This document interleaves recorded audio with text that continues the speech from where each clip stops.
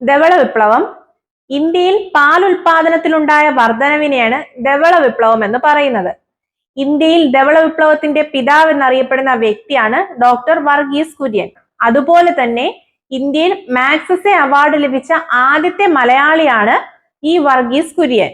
ഇന്ത്യയുടെ പാൽക്കാരൻ എന്നറിയപ്പെടുന്ന വ്യക്തി കൂടിയാണ് വർഗീസ് കുര്യൻ. അതുപോലെ തന്നെ ഇന്ത്യയിലെ പാൽ തൊട്ടി എന്നറിയപ്പെടുന്ന സംസ്ഥാനം ചോദിച്ചാൽ അത് ഹരിയാനയാണ്.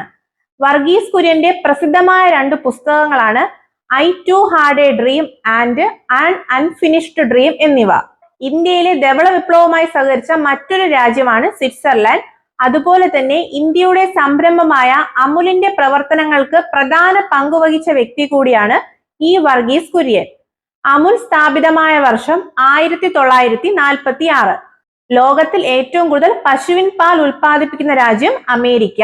കൂടാതെ ലോകത്തിൽ വെച്ച് ഏറ്റവും കൂടുതൽ പാൽ ഉൽപ്പാദിപ്പിക്കുന്ന രാജ്യമാണെങ്കിൽ അത് ഇന്ത്യയുമാണ്.